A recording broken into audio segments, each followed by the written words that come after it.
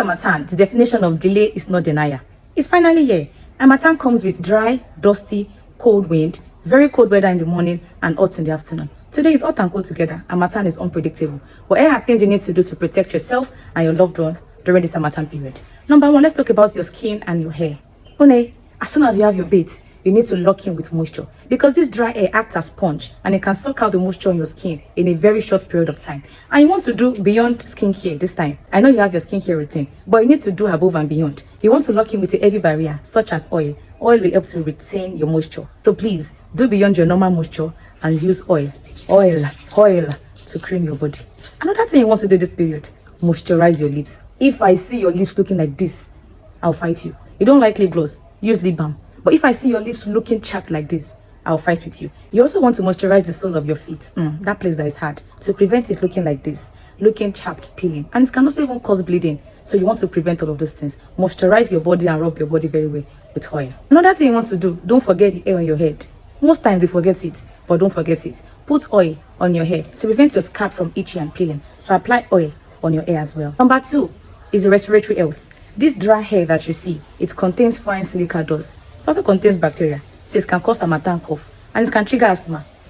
I'll tell you how it can trigger asthma. But first and foremost, you want to mask up, especially if you are flying Okada this period. You are in a fast-moving bus or even inside the bus. As long as you step out, you want to mask up and protect yourself. If you don't have mask, use the scarf. By all means, protect yourself and cover your nose. Another thing you can do, if your nose feels dry, you can just put a little Vaseline on cotton bud. A little, just to use to moisturize the inner part of your nose, the air in your nose. A little, not lotion or Vaseline, a little, just put to moisturize your nose.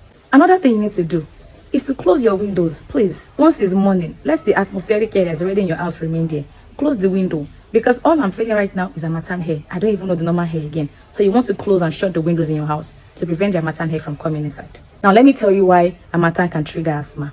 Because this Harmattan hair, have you ever asked yourself, where is it coming from? This Harmattan hair is not from Nigeria. It's traveling all the way from Sahara Desert. That's why you call it the traveling wind. On the way from Sahara Desert, it did not see enough moisture to peak. That's why it still comes here as dry. Now, this air that is traveling, or this wind that traveled from Sahara Desert, it is not traveling alone.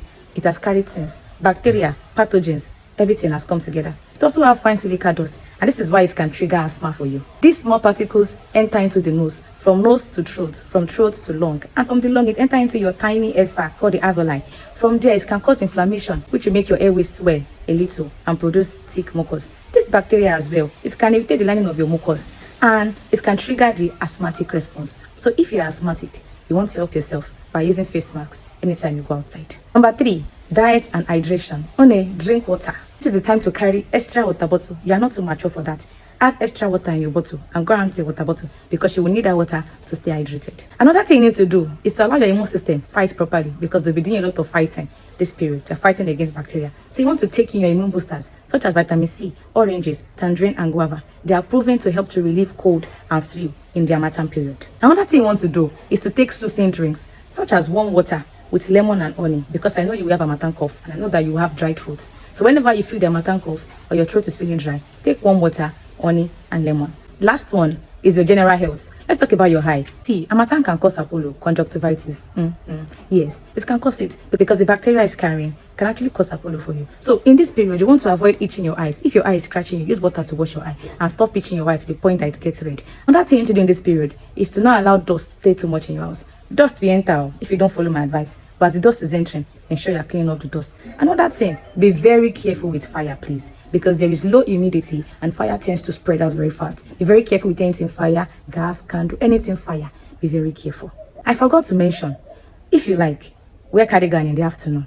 Know how to wear your clothes. In the morning, it's very cold. Go out with cardigan. Don't let me see you with short clothes. In the afternoon, it's very hot, as you can see.